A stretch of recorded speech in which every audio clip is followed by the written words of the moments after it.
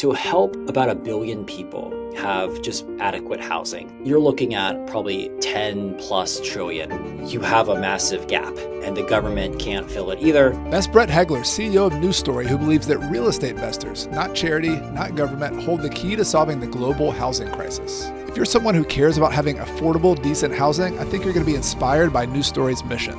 We help families build a case that they are qualified customers and that a bank should look at them as customers. And now we're going to dig into all of that and more.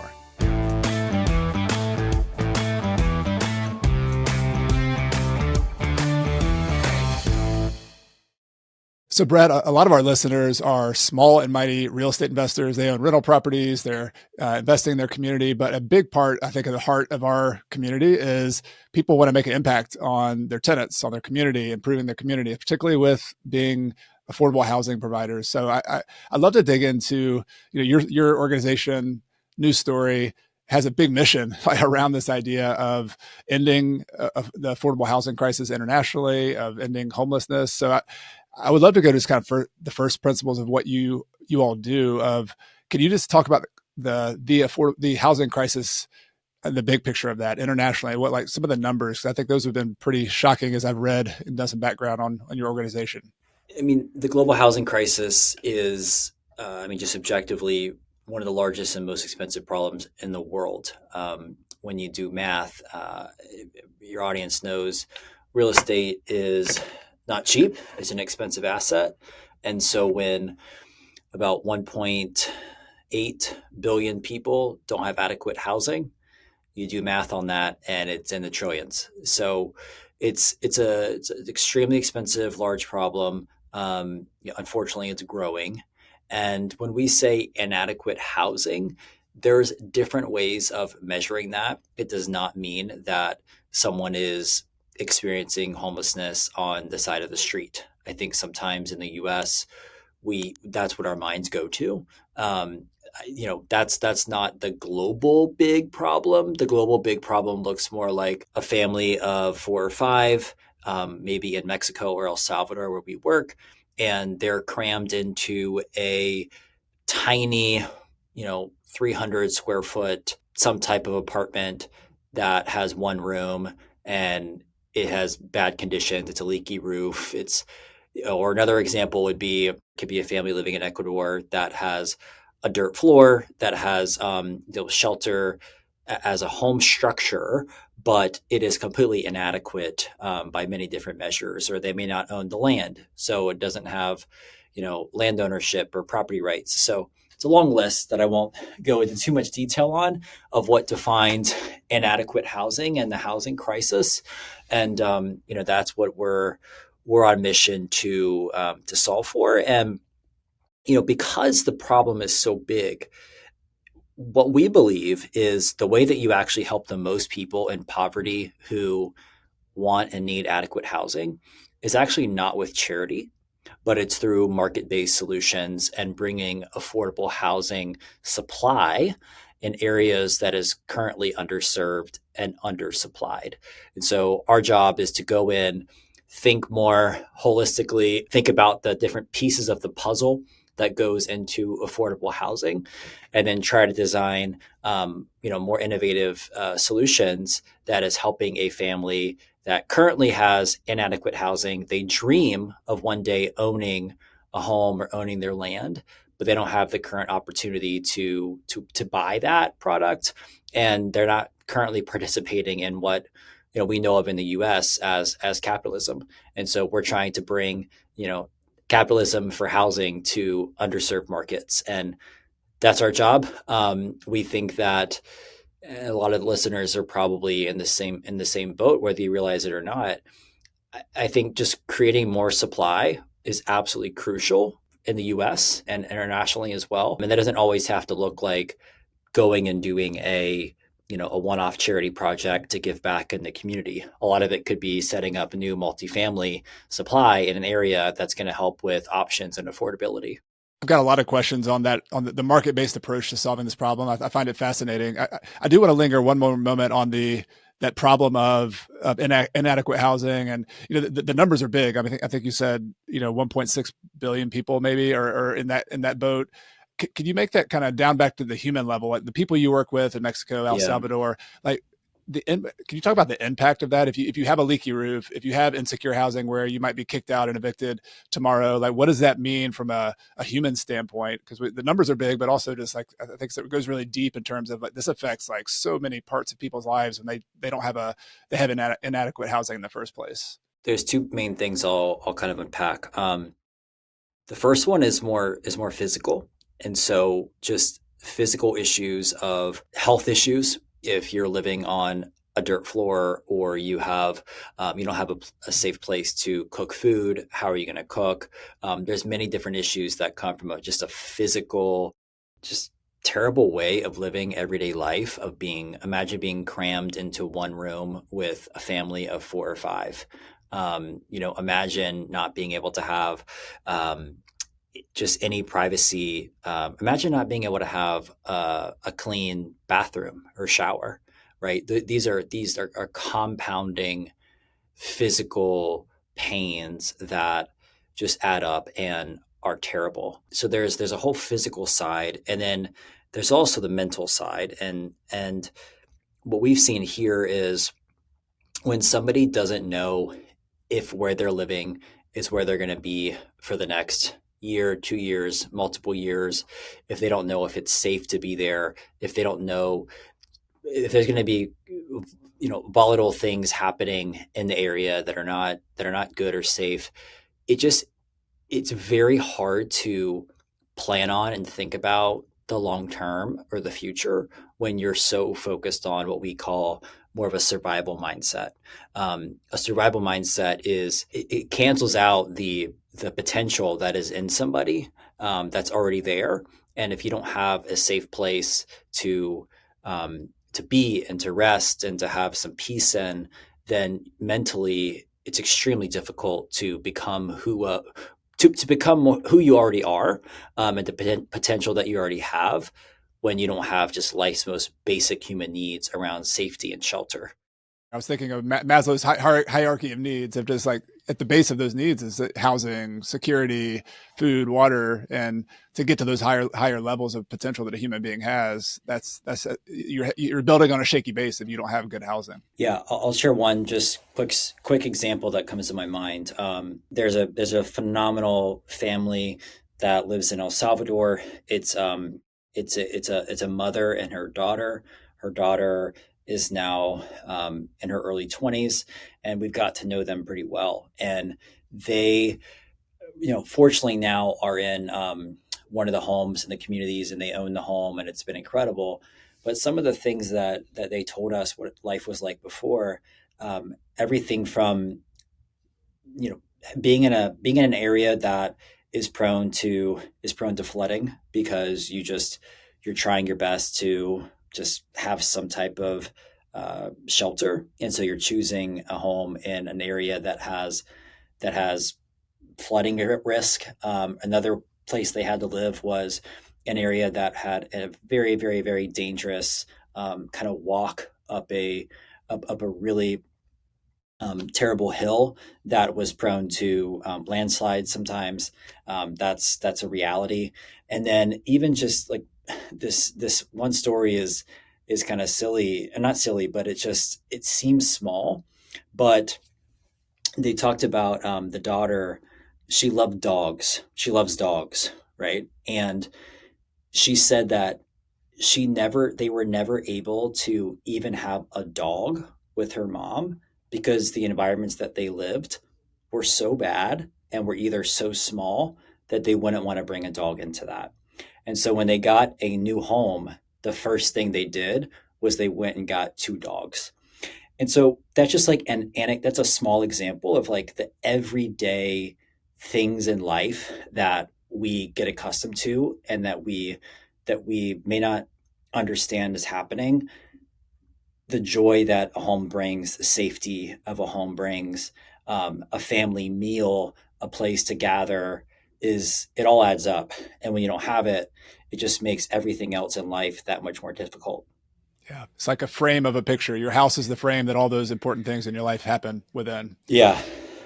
Well, so that helps paint a picture, I think, of some of the problems that News Stories is trying to solve. And you mentioned market-based solutions, and I want to dig into that a little bit. So I actually have a local nonprofit that I work on that's trying to solve problems in the community for transportation, for trying to make it easier to walk and bike. And so I've been, raising money and on a smaller scale, but really like just learning how that works. So I love charities and I love the idea that we can impact our community.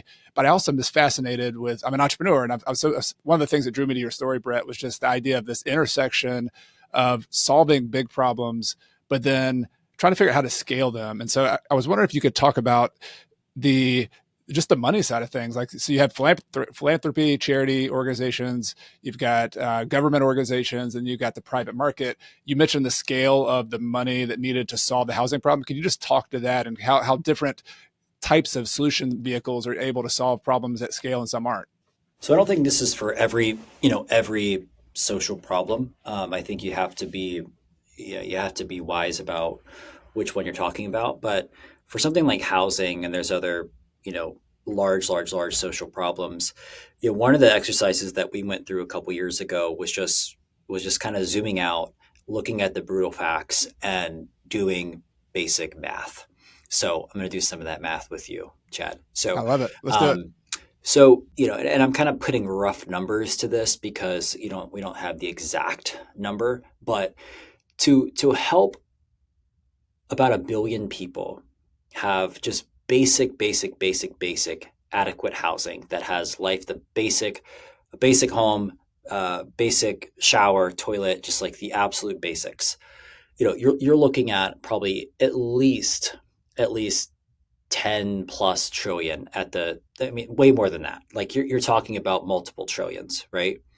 So there's that. That's just for housing. Then you asked, if you were to ask the question, how much philanthropy was donated to all global causes last year? What is the pool of money? That pool of money is going to be around $500 billion compared to trillions of dollars needed. And the 500 billion is for every single social cause in the world. So you have a massive gap, and the government can't fill it either. And so our belief is that the way to do that is through what we call, just elementary, is market-based solutions. And that is actually helping families enter a pool of money, which would be the investable assets pool, which is actually in the hundreds of trillions of dollars available. How do we help families access and participate in that pool of money that actually has enough capital to help people get the basic house?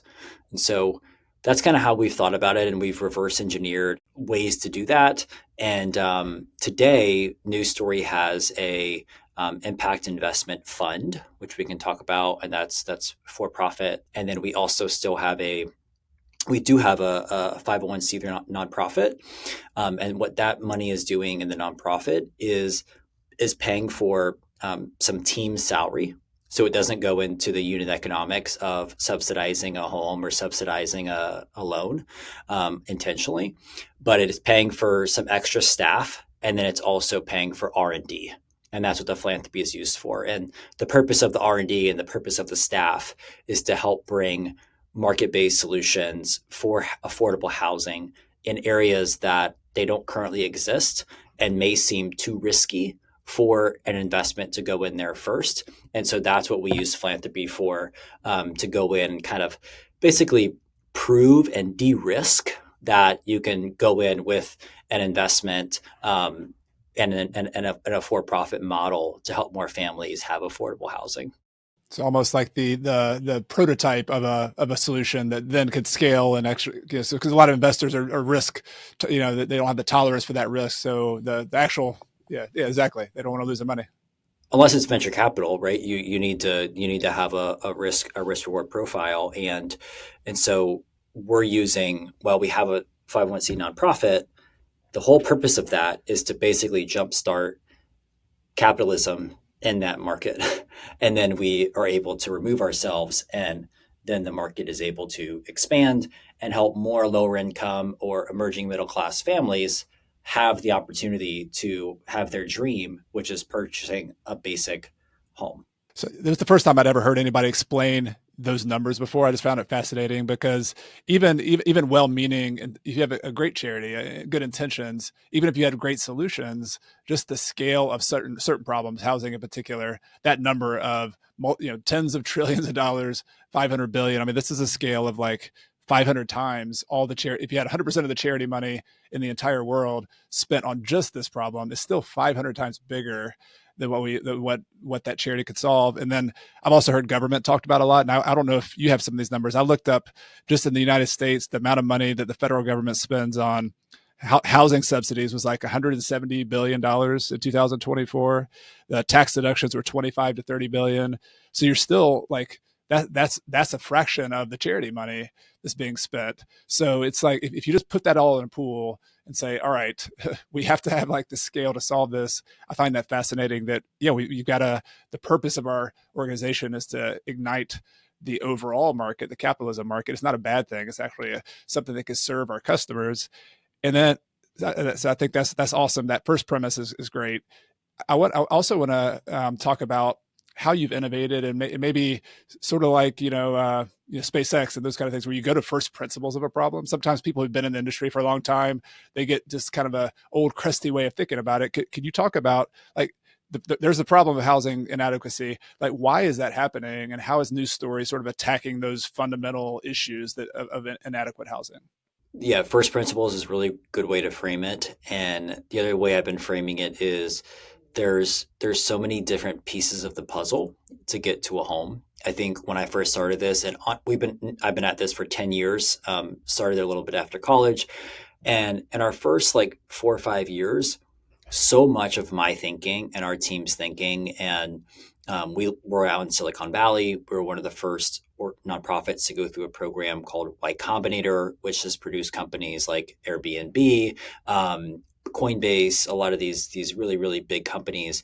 And we loved and we still love innovation on the home, right? So thinking about different ways to build a house. And that could be technology, prefab, different architecture things, blah, blah, blah. All of that is great and good and important.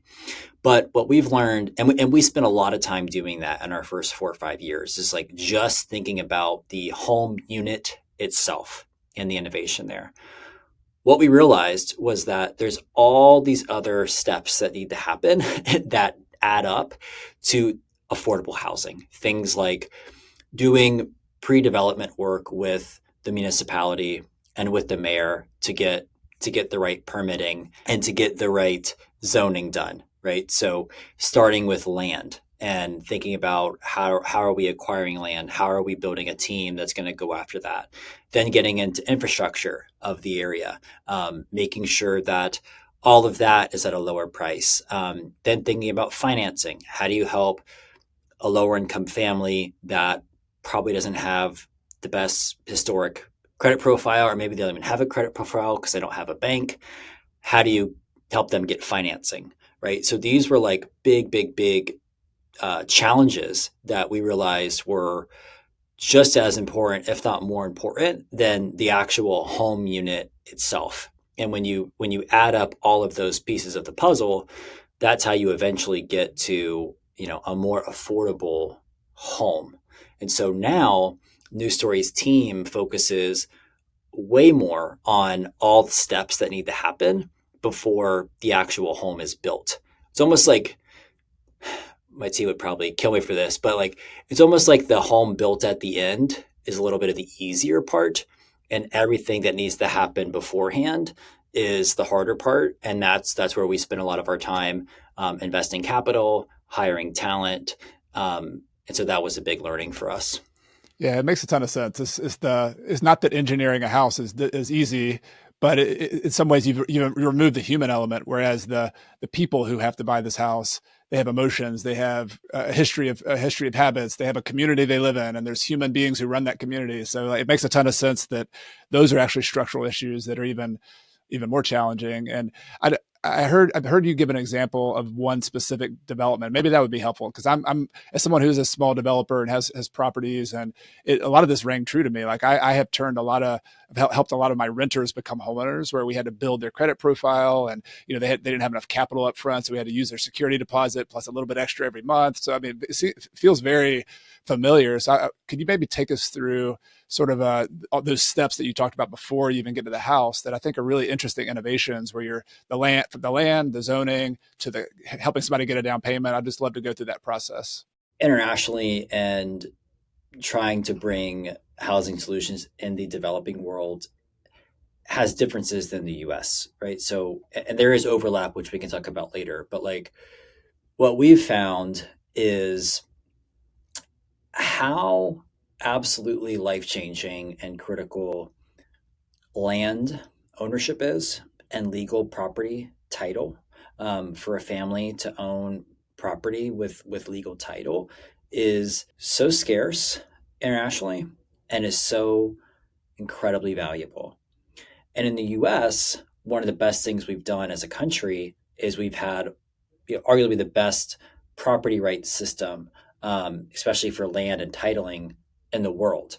And the why that matters is because when there's that, there's accountability and there's collateral, and that means you can unlock banking and capital can be unlocked because there's a property title system that is trusted and that's a whole system, right? Well, that's not really the case in most countries, especially in developing world countries. And so for a lower income family to have access to a piece of property, a land lot that they know can be theirs, that has legal property title because our team has worked with the municipality to ensure it's going to happen. And then to also have basic infrastructure like plumbing, electricity, roads, water, that is so valuable. So I give that for context. So what we've done is we have designed a model that is very simple, but it's been effective.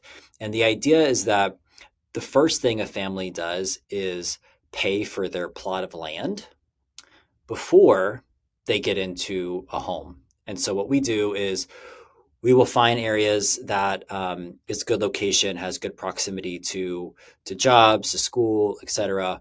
And then we'll work with the municipality. We will use our investment fund, and we will purchase land, and we'll make sure that the permitting gets done, so that's de-risked. And then we will maybe have rezoning if it needs to happen, and then we'll turn that piece of property into a large master planned community with different housing lots. And these are pretty large for us. They're anywhere from on the low end, about 400 housing lots, and on the high end is closer to like 1,500 housing lots. So you're talking about a pretty decent sized, big neighborhood. So we'll map that out, and then what we do, Chad, is we, if let's say it's 500 housing lots, before we build any homes on there, before we try to sell a home, any of that, 500 families would make monthly payments to pay for their lot.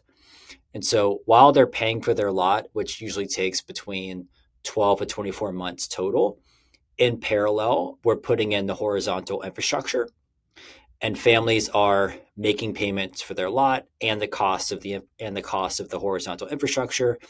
And then when they're done paying, that's when they get the title to their land, and they've been making payments that have the profit margin built in and the interest built in for the investors. It gives a family a chance to make payments over a period of time that they can actually afford, and then they're building a credit profile while they're doing that.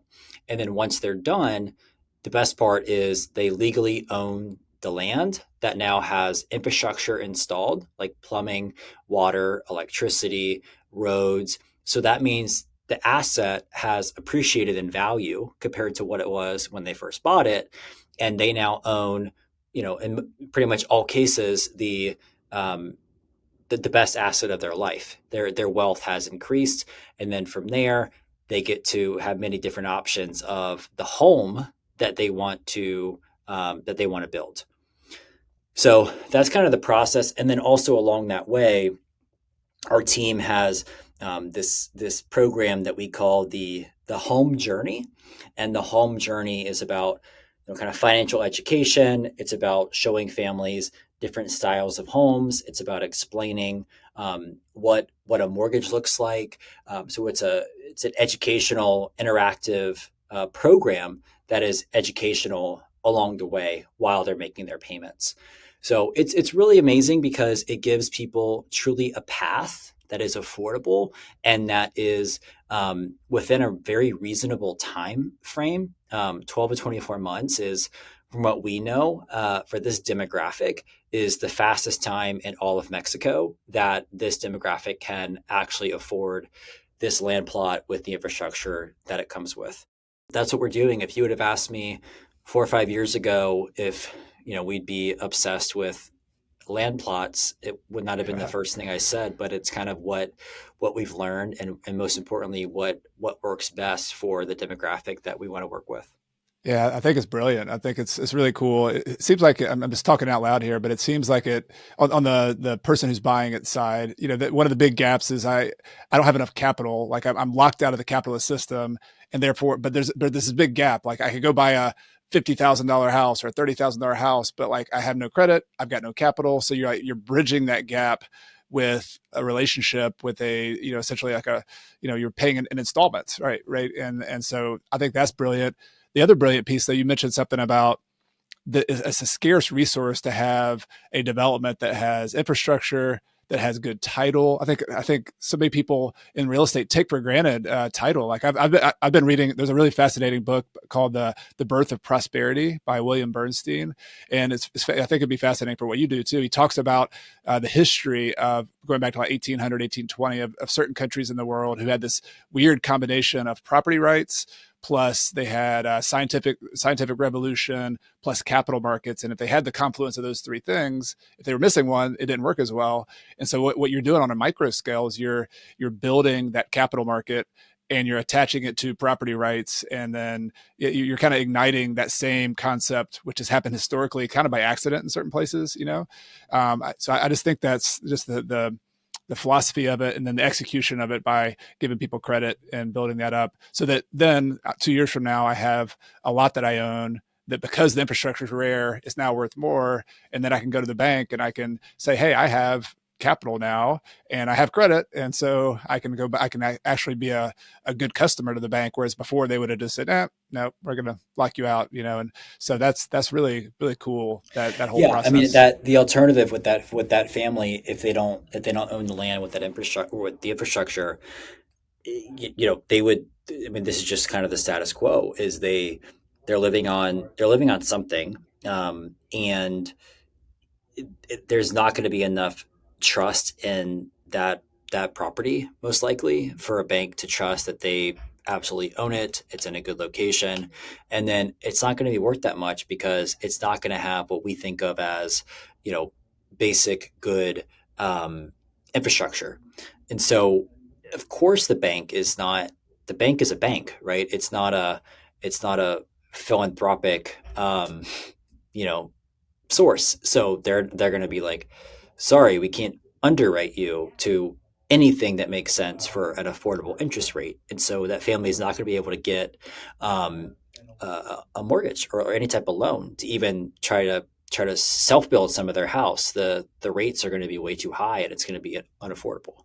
So we help families build a case that they are qualified customers and that a bank should look at them as customers, and that there is a big underserved market of more customers that are undersupplied. And that's what we want to do. Yeah, and go back to our prior conversation about the scalability on a worldwide scale. There's this huge pool of money, hundreds of trillions of dollars, who are available to a good credit person. And what you're doing is kind of bridging that gap to basically plug them into that system, saying, all right, That's right. here are billions of customers, or in your case, maybe millions of customers who are now like access plugged into the system. And that's what you were saying earlier. At that point, we don't have to necessarily be involved once they own a house, once the community's built, once the title's done, like you've done the Right. harder work up front, so that then they own this asset and the whole community can kind of run from there. Is that the general idea? Yeah, that's exactly right. Yep. So we've talked about the finance side of it. We've talked about the plug in the men, but I imagine like in every business, there's one part that's maybe like the harder than others. Like, is there a part of that process? And I'm imagining the zoning and talking to local entities and trying to find that land. As someone who has to go out and find properties and land, that's pretty difficult in the U.S. as well. Is that part the hardest part? Finding the land to do it? Are there other parts that are really a big obstacle to you doing this on a bigger scale? Yeah, a big piece of our we're recording this in the beginning of 2025, and the big piece of our R&D this year is trying to make sure you know lower income families understand and have access to a longer term loan for a home. And so what is more cultural and it makes total sense and we're trying to wrap our heads around it is families they want to own land and infrastructure for all the things that we've said. And then culturally what they're more used to is trying to like self-build the house themselves even if that takes a couple years, and they'll contract somebody that they know. They're hesitant, and all this makes total sense from their life experience and the circumstances. They're hesitant to take on a longer term loan, which we know of as a mortgage. They're hesitant to work with larger kind of commercial offerings, and so that right now is something we're really working on with our R&D program is like how do we make things more attractive and more compelling, and at the end of the day like what that end user, that customer truly wants, and is affordable because when and so that's kind of the main thing this year.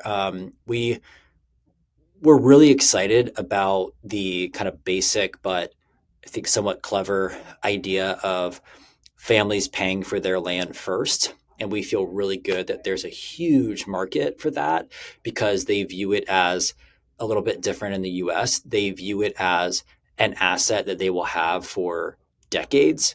And it's so valuable. And it's actually it's a way to build wealth, and to put money and to put savings because what we think of in the US, we're like, oh, well, we'll just go buy the S&P or we'll just go do something else to store wealth. But in a lot of countries in the developing world, it's not like that, and so to be able to own something like land with infrastructure that they know has real value, that is the first main thing. And then the housing kind of comes after that. So kind of our thing we're most intrigued with this year is converting more families and when they want to convert from owning land to them becoming homeowners. And we've done that with news stories around for 10 years, and we've done thousands and thousands of homes so far. So we know that families want housing, but it's more about how long does it take to get the home because it is still so expensive.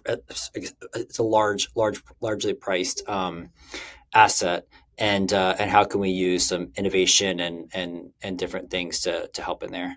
I imagine when I was in Ecuador and I was taking Spanish, my Spanish teacher I became really good friends with. I would ask him questions about housing. He rented a house, and I remember he made about $500 or $600 per month was kind of a median salary in Ecuador. Yep. And so I used to talk to him. I'm like, hey, have you ever thought about buying a house? Or he asked what I did. And I was like, well, I do housing, and we talked about it a lot. And it was really interesting to hear his banking experience. Like the banks he would talk to, first of all, they weren't excited about giving him a loan, but even if he had your product, for example, they might have done like a 5-year loan or a 10-year loan was like the typical terms. And so like if you take that for granted in the US, we get 30-year mortgages, which the monthly payment on a 30-year mortgage is very affordable. And then the interest rates are typically lower as well. So he might pay a 12% or 14% interest rate on a 10-year loan. Has that been part of the issue? Is just like a different type of capital market and a different that monthly payment for that end user happens to be very different. And so they rightfully are like, I don't know. Like even if they could get it, it's kind of nervous. I'm going to pay this really big payment. And is that part of like the disconnect there just on a granular basis? That's exactly right. That's exactly right. And so we do things like, for example, and we have a team that works with different credit unions and banks, and we're we're trying to help create these lending products once the family owns the land, and it's working. But it looks different than what we think about in the U.S. There's not the Freddie and Fannie backstop. There's not 30-year mortgages specifically. So from that perspective, we if a family's only going to get a mortgage for 10, maybe 15 years, that's kind of what the range that we're working on, then the home itself needs to start at a lower price. And so how do we have a starter home that is lower price that they can afford? And then the idea is that over a couple years, they'll start adding on to their home so they can expand their home over time. That's kind of like that makes sense with the math on paper, but it's you're not usually starting out with a what we'd think of in the U.S. with a 3-4 bedroom home on a 10 to 15 year mortgage.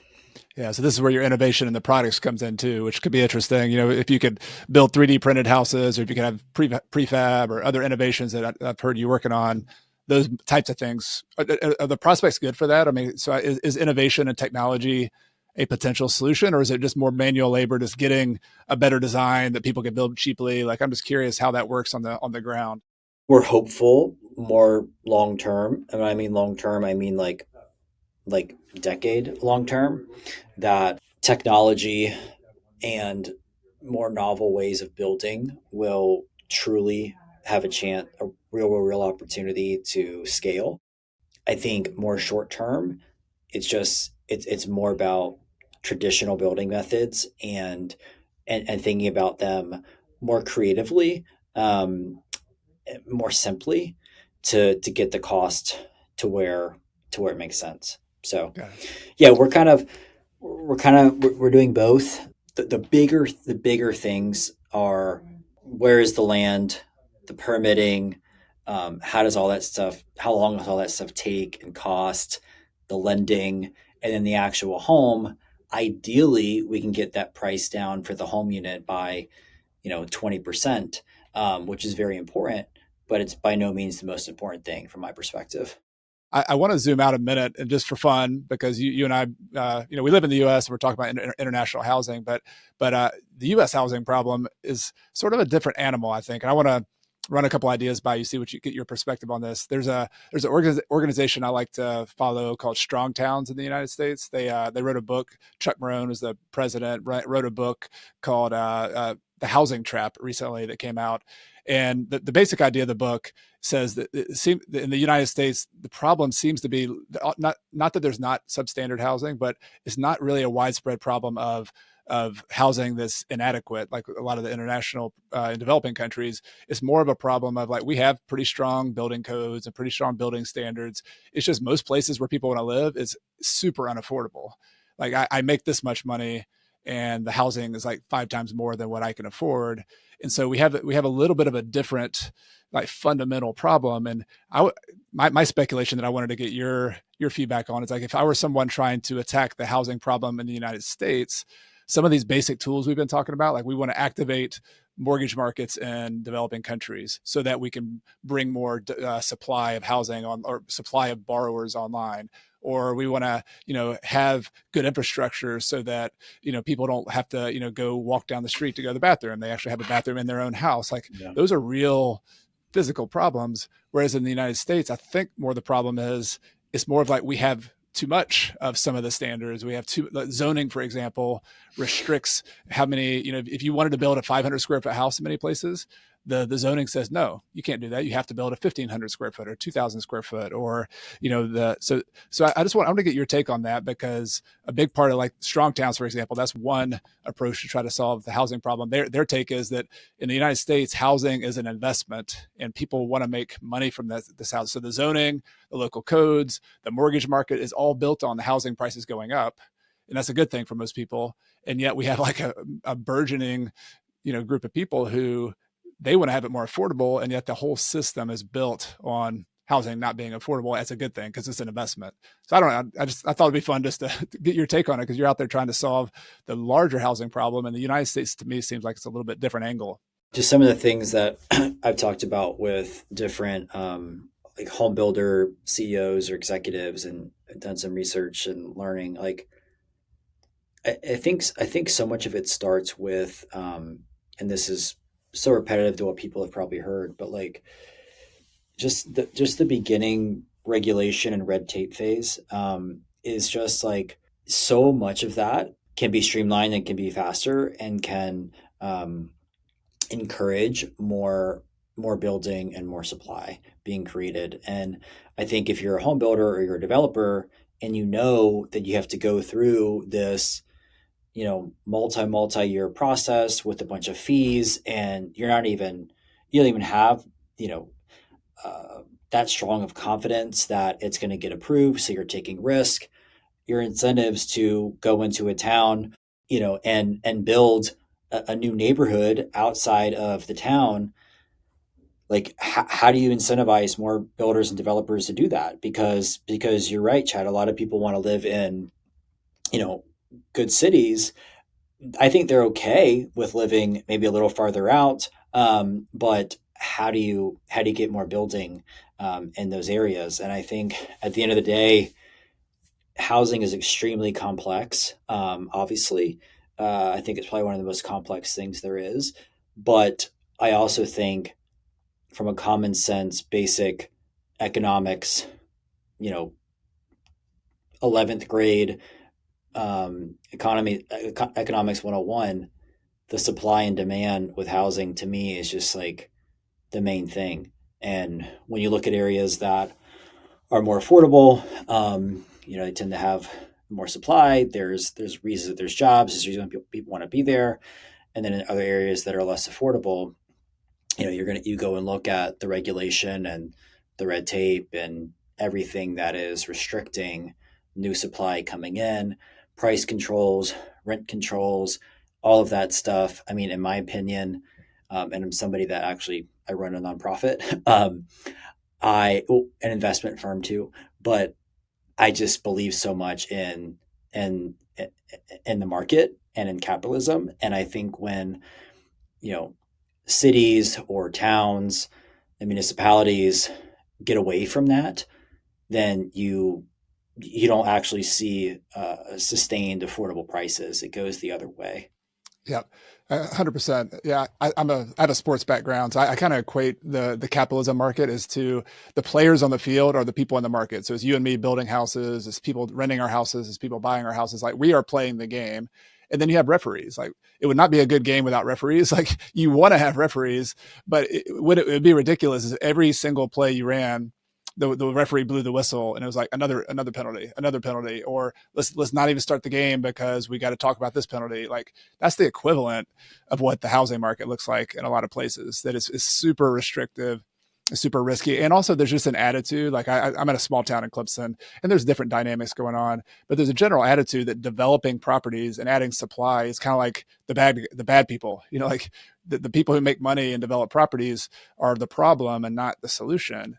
And so there's sort of like a mechanical, problem from the zoning issues. But I think the bigger problem is just the mindset of that not being a solution to the problem. Like, it is like developers can actually like help the game. Like, we want that to happen. We don't want to happen out of control. We want to happen. We want to have, penalties that we can throw just in case. But, yeah, I think there's like a cultural shift that has to happen in many ways in order for the laws themselves to be able to change too, because we need to be able to build ADUs more. We need to be able to, for example, half of our town is single family housing zoning.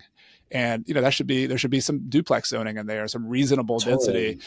That's Of not course. it's not a hard change to make, but culturally that's not acceptable in a lot of places. I mean, I think that at the end of the day, that's probably the biggest and main thing. I think if you're a builder or you're a developer, you have to just sit there and you have to look at your incentives, right? And it's like, that's what it comes down to. Show me the incentives, I'll show you the outcome.